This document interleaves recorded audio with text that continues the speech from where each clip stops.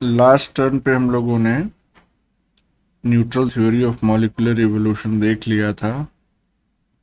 Scientist का नाम भी हमको मालूम है, क्या प्रोपोजिशंस थे इस थ्योरी के वो भी हम लोग देख चुके हैं। अब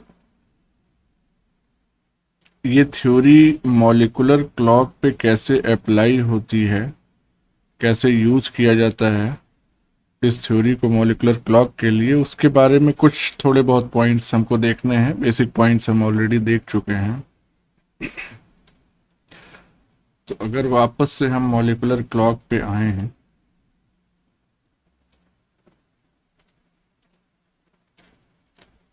यानी coming back to molecular clock,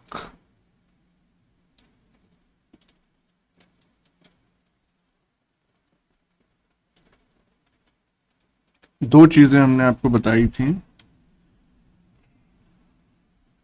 molecular clock जो है वो बेसिकली दो टाइप्स के हो सकते हैं।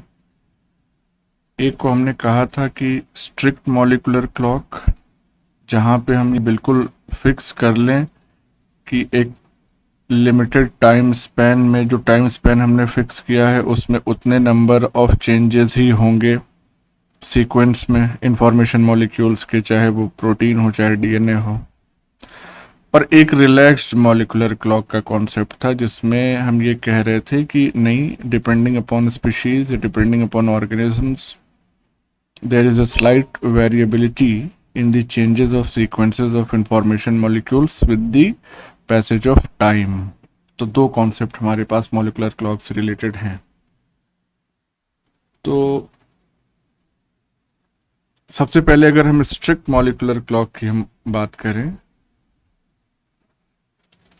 तो इसका पॉइंट ये निकल के आएगा कि a strict molecular clock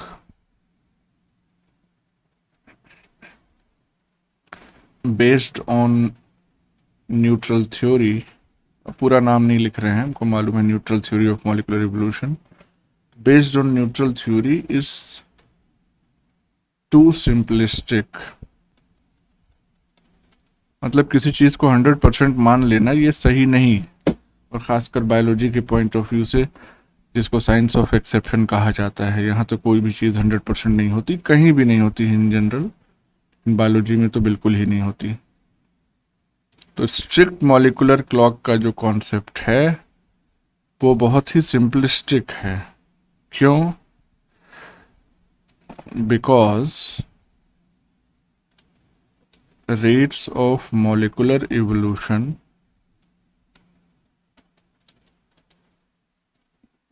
can very significantly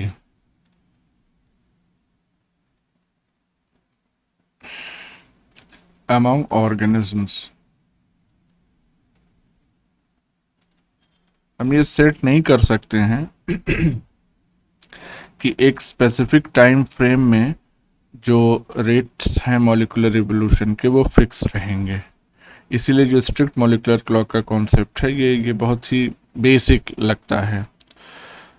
तो इस वजह से इसमें थोड़े से मॉडिफिकेशन की ज़रूरत है, थोड़े से चेंजेस की ज़रूरत है, जिससे हमको रिलैक्स्ड मॉलिक्यूलर क्लॉक का कॉन्सेप्ट मिलता है। तो नेक्स्ट पॉइंट हमारा हो जाएगा कि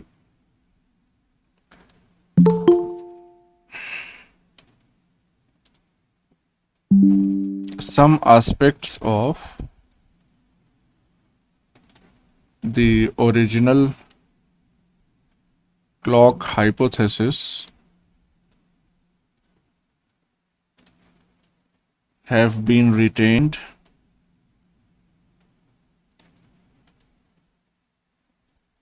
while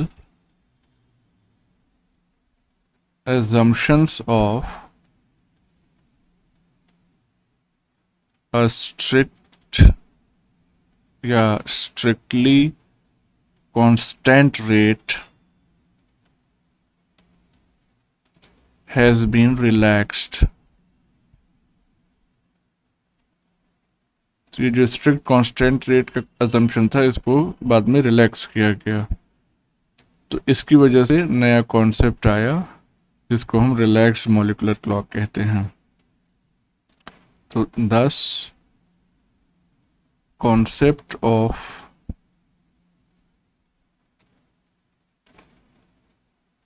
relaxed molecular clock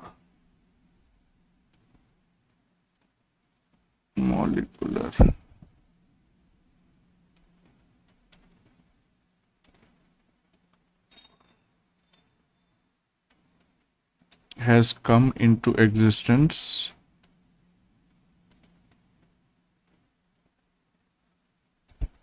which allows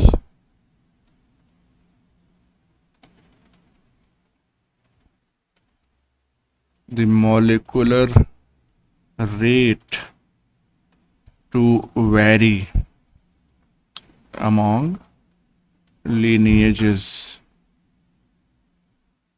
although in a limited manner.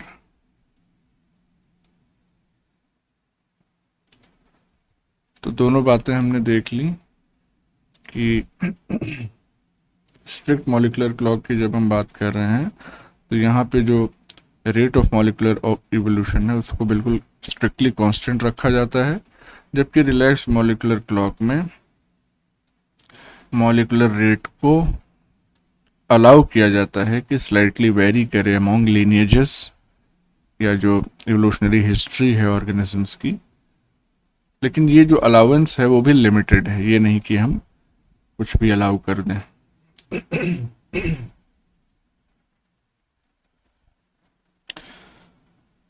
तो ये है molecular clock in context of neutral theory. अब हम ये देखेंगे कि एक्चुअली में मॉलिक्यूलर क्लॉक के थ्रू हम कैलकुलेट कैसे कर सकते हैं, या मॉलिक्यूलर क्लॉक को कैसे कैलिब्रेट किया जाता है, ये कैसे पता लगाया जाता है कि फला टाइम में इतने न्यूक्लियोटाइड या एमिनो एसिड सीक्वेंसेस चेंज हुए होंगे। तो जो नेक्स्ट टॉपिक है हमारा वो इस चीज़ को बताएगा, that is calibrating the molecular clock.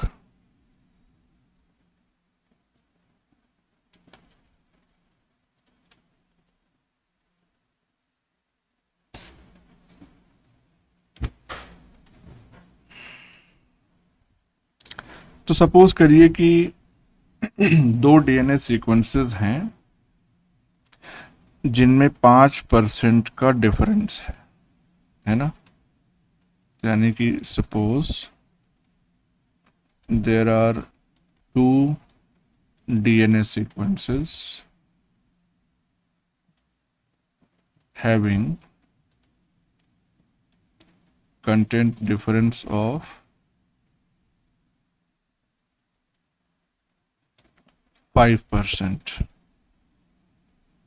5% sequences में चेंजेस हैं। अब हमको ये कैसे पता चलेगा कि ये जो 5% चेंज हुआ है सीक्वेंस में वो 1-1% चेंज जो है वो 5 अलग अलग टाइम जोन में या टाइम स्पैन में हुआ है, या एक ही टाइम जोन में इकट्ठे ये 5% चेंज हो गया है। ये चीज़ हमको कैसे पता चलेगी? तो इसका मतलब ये हो गया कि अगर सिर्फ इतनी इंफॉर्मेशन दी हुई है कि अगर कि दो डीएनए सीक्वेंसेस जो हैं उनमें 5% का कंटेंट डिफरेंस है, इस इकलौती इंफॉर्मेशन से हम ये डिड्यूस नहीं कर पाएंगे कि ड्यूरेशन ऑफ डिफरेंस क्या था, ये हम पता नहीं लगा सकते। तो इसका मतलब क्या हो गया, अगर इस पॉइंट को हम यहाँ पे मेंशन करें कि this information alone is not sufficient to tell. Now tell what? To tell, number one, whether these sequences have diverged from each other at a rate of 1% per 1 million years। Time frame हम 1 million years का लेके चल रहे हैं। Rate of 1% पर 1 million years over a period of 5 million years। और तो मतलब इस इंफॉर्मेशन से हम ये नहीं पता लगा सकते कि 1% 1 मिलियन साल में चेंज होके 5 मिलियन सालों में ये 5% चेंज हुआ है, ये नहीं पता लग सकता। और दूसरी पॉसिबिलिटी क्या है कि whether they have diverged at a 5-fold higher rate over a period of just 1 million years। दोनों पॉसिबिलिटी है कि क्या 5 गुनी तेजी से ये रेट चेंज हुआ सिर्फ 1 मिलियन साल में, या 1% के रेट से चेंज हुआ 5 मिलियन सालों में। तो अब ये जो धर्म संकट है ये कैसे दूर किया जाए, तो वो किया जा सकता है बाय कैलिब्रेटिंग दी मॉलिक्यूलर क्लॉक। तो 10 to calibrate the molecular clock,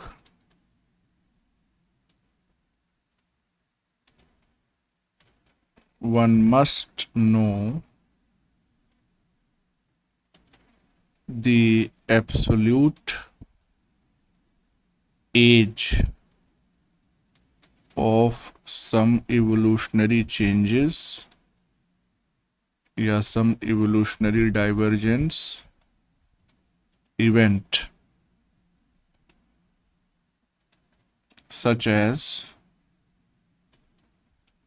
split between mammals and birds,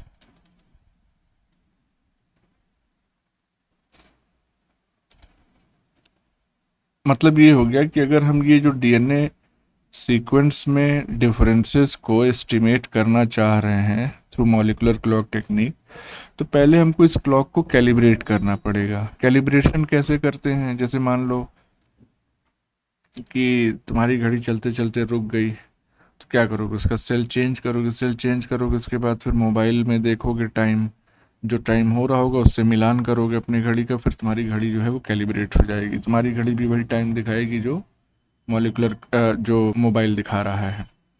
तो सिमिलरली इस मॉलिक्यूलर क्लॉक को पता लगाने के लिए भी हमको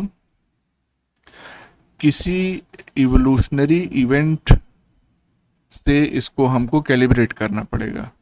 हमको कम से कम ये तो मेजर चीज़ें पता हैं कि भाई जियोलॉजिकल टाइम पीरियड जब हम देखते हैं तो उसमें समझ में आता है कि बहुत सारे एरा हैं, एपॉक्स हैं, पीरियड्स हैं।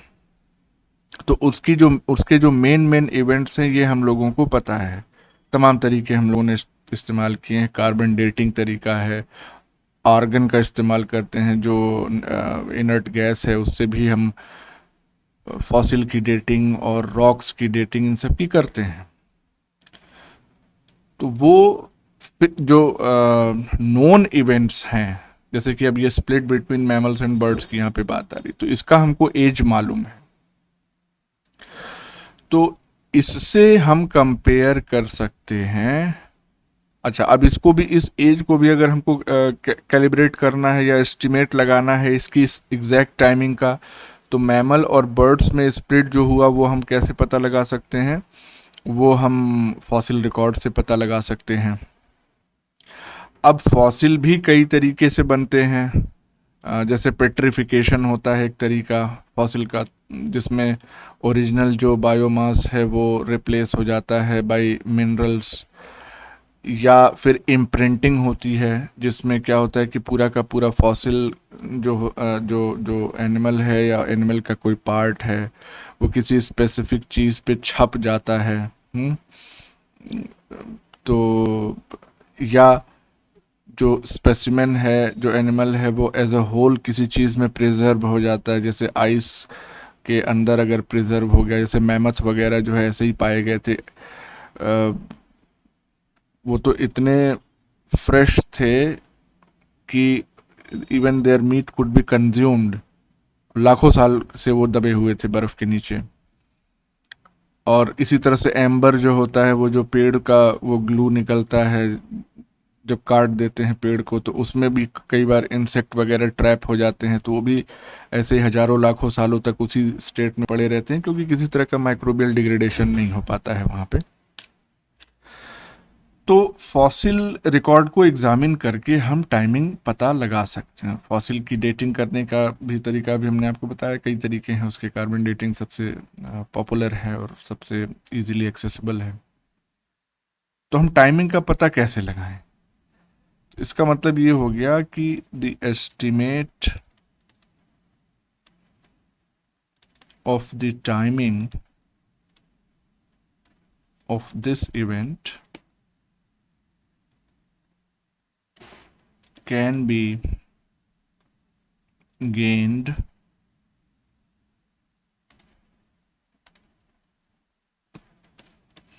by examining the fossil record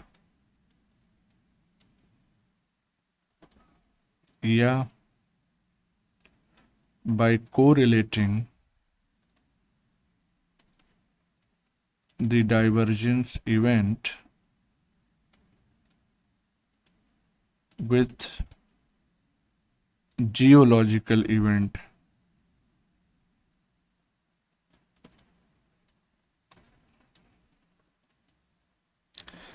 geological event जैसे कि फॉर एग्जांपल, आगे लिख दे रहे हैं एग्जांपल,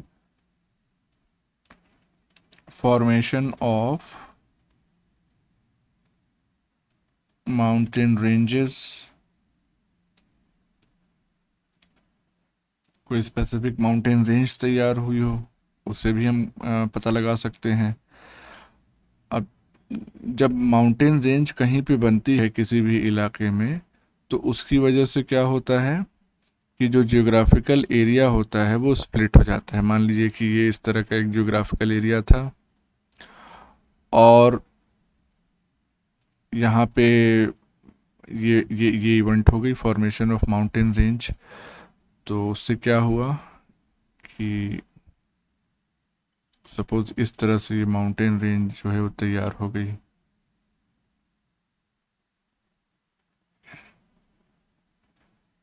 अब हम देख सकते हैं कि पहले ये पूरा इलाका जो है ये it was occupied by members of some species।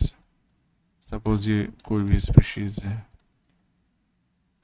अब क्या होगा कि इस साइड और इस साइड के जो मेंबर्स हैं वो अब एक दूसरे से संपर्क में नहीं रह पाएंगे, एक दूसरे से इंटरेक्ट नहीं कर पाएंगे, और धीरे धीरे with the passage of time क्या होगा कि ये स्पीशीज़ ए में कन्वर्ट हो जाएगा और ये स्पीशीज़ बी में कन्वर्ट हो जाएगा। स्पेसिएशन का एक कॉमन तरीका है ये। तो इस चीज़ को अगर हम मेंशन करें यहाँ पे, तो इसको हम ऐसे लिख सकते हैं कि जो माउंटेन रेंज का फॉर्मेशन होता है, इससे होता क्या है कि it splits the geographical range of a species in या into two initiating speciation। ये तो हमने इसका एक कैरेक्टरिस्टिक बताया, अलग से बता दिया, इसका बहुत ज़्यादा कोरिलेशन हमारे इस जो चल रहा है डिस्कशन उससे नहीं है। यहाँ पे बेसिकली कर क्या रहे हैं हम कि हम कोई इवोल्यूशनरी इवेंट ले रहे हैं, जैसे मैमल और बर्ड का स्प्लिट हो गया, उसकी टाइमिंग को एस्टिमेट करने के लिए हम या तो फॉसिल रिकॉर्ड देख रहे हैं या इस डाइवर्जेंस इवेंट को हम किसी जियोलॉजिकल इवेंट से कंपेयर कर रहे हैं जो उसी समय हुआ रहा होगा, जैसे कि फॉर्मेशन ऑफ माउंटेन रेंज। तो अच्छा, अब इस तरह से जब हम कंपेयर कर लेते हैं, जो टाइमिंग ऑफ इवेंट से उनका मिलान कर लेते हैं, तो हमारा कैलिब्रेशन जो है वो कंप्लीट हो जाता है। बहुत एग्जैक्ट या बहुत एक्यूरेट नहीं होता है, लेकिन फिर भी एक रफ एस्टिमेट तो हम लगा ही सकते हैं। तो इसका मतलब क्या हुआ कि now we can say that this acts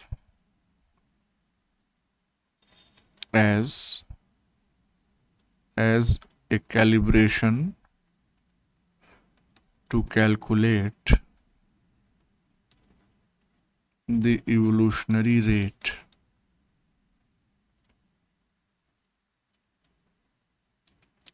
अब ये हो गया calibration.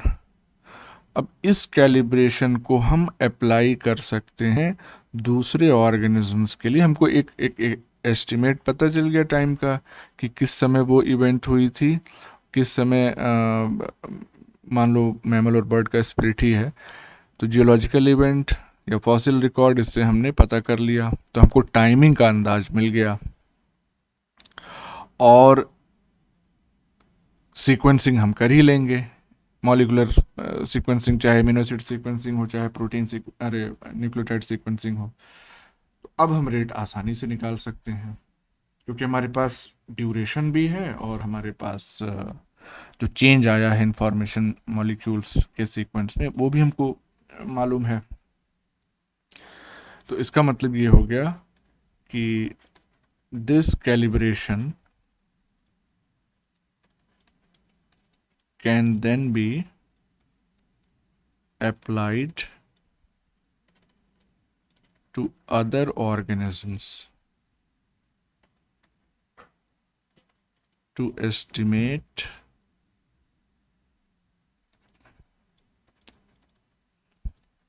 the timing of evolutionary events। क्योंकि अगर हमको टाइम नहीं पता होता, हमको सिर्फ जो सीक्वेंस में चेंज आया है मॉलिक्यूल्स की वही पता रहता, तो हम रेट कैसे निकाल पाते? नहीं निकाल पाते। जैसे यहाँ हमने क्या कहा, ये जो हमने दो कंडीशंस बताई कि ये जो 5% का कंटेंट डिफरेंस आ रहा है, जब हमको टाइम ही नहीं पता रहेगा तो हम कैसे बताएंगे कि ये 1% 5 मिलियन साल में हुआ, या 1 ही मिलियन साल में 5% इकट्ठा हो गया, 5 फोल्ड हो गया। ये ऐसे ही है जैसे मान लो कि किसी गाड़ी का अगर तुमको स्पीड निकालना है तो तुम उसका ओडोमीटर देखो, खाली गाड़ी चल के आ गई किस रेट से आई है, किस स्पीड से आई, ये पता लगाने के लिए तुम उसका खाली ओडोमीटर देख लो, तो उसमें ये थोड़ी पता चलेगा कि कितनी देर में आई गाड़ी। उसमें तो बस ये पता चलेगा ना कि कितने किलोमीटर चल के आई। तो स्पीड निकालने के लिए किलोमीटर पर सेकंड या किलोमीटर पर आवर, तो पर आवर यानी टाइम तो देखना पड़ेगा ना। उसी तरह से यहाँ पे भी रेट निकालने के लिए आपको टाइम पता करना पड़ेगा। टाइम पता करने के लिए हमारे पास ये तो फॉसिल रिकॉर्ड है या फिर जियोलॉजिकल इवेंट से कंपेयर करो। ये सब करने के बाद हमारी क्लॉक का कैलिब्रेशन हो जाता है उस स्पेसिफिक इवेंट के बाद से लेके अब तक, और इस कैलिब्रेशन को हम बाकी ऑर्गेनिजम्स में यूज़ कर सकते हैं। क्योंकि सिर्फ एक ऑर्गेनिज्म का तो इवोल्यूशन हमको पढ़ना नहीं है, मॉलिक्यूलर इवोल्यूशन बहुत सारे organism of the same time period, किसी एक का हमको पता चल जाए, बाकी का तो हम पता लगा ही लेंगे कि कितने रेट से चेंज हुआ है उस पर्टिकुलर ऑर्गेनिज्म में या उस पर्टिकुलर स्पीशीज में। जैसे कि यहाँ पे अगर हम ह्यूमंस का एग्जांपल लें, for example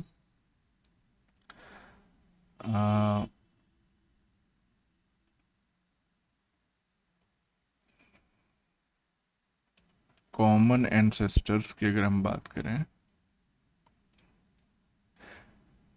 common ancestor 13 million years ago, 13 million years ago. और ये कैसे पता चला? Estimated by fossil record.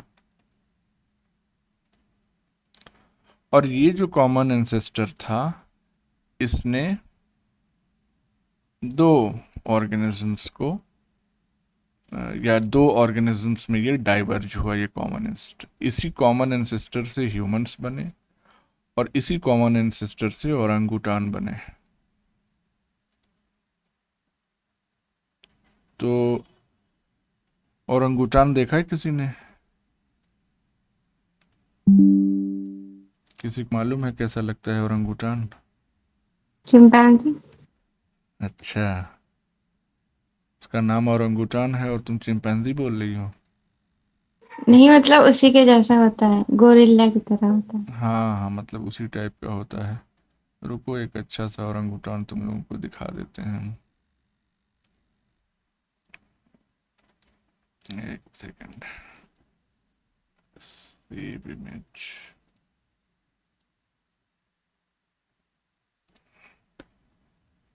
आ गया। पता नहीं कौन कौन सी फाइल।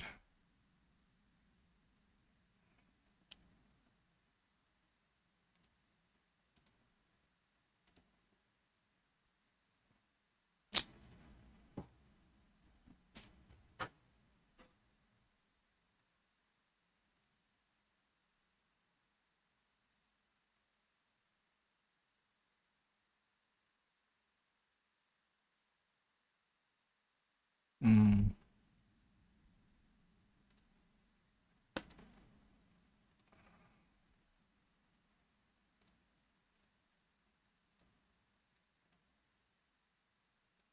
देखो कितना बढ़िया लुक दे रहा है। तो ये है ओरंगुटान।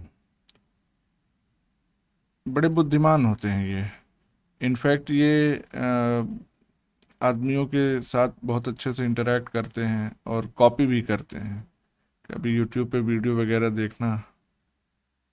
एक बहुत बहुत ही हाई क्वालिटी के नेचुरलिस्ट हैं, उनका नाम है डेविड एटनबोरो। इनके वीडियोस कभी जो है तुम लोग देखना, यूट्यूब पे देखना, या इसका इनका डिस्कवरी पे, नेट जियो पे बहुत बहुत बहुत हाई क्वालिटी के। जैसे एक एक सीरीज़ इन्होंने चलाई थी, बीबीसी से स्पॉन्सर्ड थी, प्लेनेट अर्थ। बहुत पहले आई थी डिस्कवरी चैनल पे, और इसका सेकंड सीज़न भी, सीज़न 2, प्लेनेट अर्थ 2। टाइम मिले तो कभी देखना तुम लोग, देख के बहुत अद्भुत आनंद आएगा। पृथ्वी पे ऐसी ऐसी जगहों पे ले जाएंगे तुमको कि सोचा नहीं होगा तुम लोगों ने, अकल्पनीय। तो उन्होंने ही दिखाया था एक वीडियो में, ऐसे ही देख रहे थे हम, कि ये जो ओरंगुटान है, ये कुछ महिलाओं को कपड़े धोते देख रहा था। मतलब ये भी फीमेल ही थी, ये देख रही थी। तो नदी के किनारे वो सब कपड़े उपड़े धो के जब महिलाएं चली गईं, तो कुछ कपड़ा एक आध वहाँ पे पड़ा हुआ था ऐसे, तो ये भी गई ओरंगुटान फीमेल, और ये भी जो है उसी तरह से कपड़ा धुलना शुरू कर दी। उस पर रिकॉर्ड कर रहे थे, तो फिर वही कंपेयर करके बता रहे थे। अब इसको क्या, इसको धोबी थोड़ी बनना है, लेकिन बस देख के वो मिमिक करना है, कॉपी करना है उस तरह से। तो काफ़ी सिमिलैरिटी है। तो हम दोनों के, ह्यूमंस के और ओरंगुटान के जो कॉमन एंसेस्टर था, वो 13 मिलियन साल पहले। तो इसका मतलब ये हो गया कि अगर हमको फिर जो ह्यूमंस की मॉलिक्यूलर क्लॉक है उसको कैलिब्रेट अगर करना हो, तो we can calibrate it along with the orangutan का जो डीएनए सीक्वेंस है उससे। मतलब कि 10 human molecular clock can be calibrated by comparing human and orangutan DNA sequences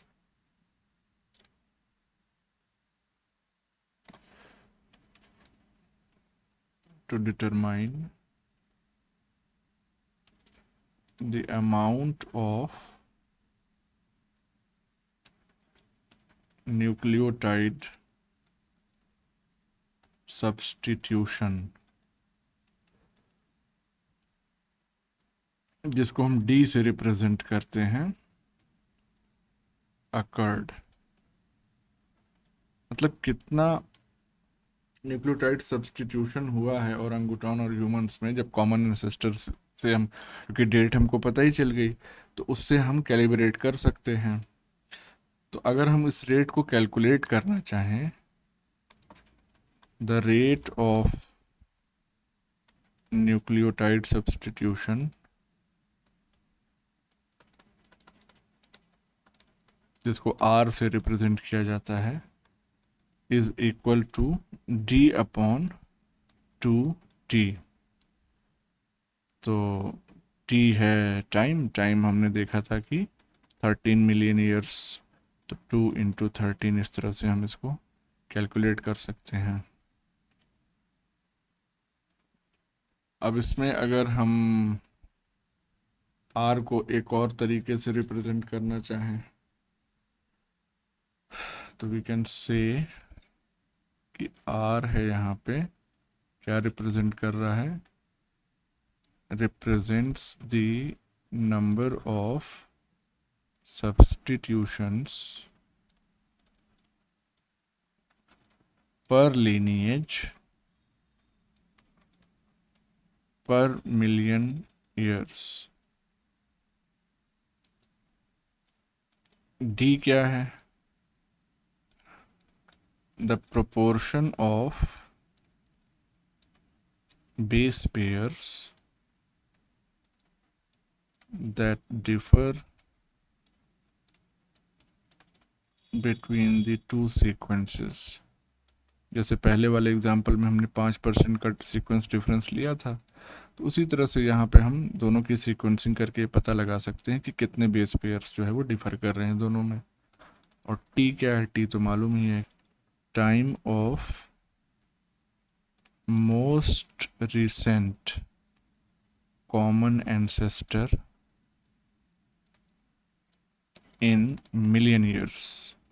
तो टाइम की यूनिट जो रहेगी वो मिलियन ईयर्स में रहेगी। तो यहाँ हमने ओरंगुटान और ह्यूमंस के बीच का देखा तो 13 मिलियन ईयर्स निकल के आ रहा था।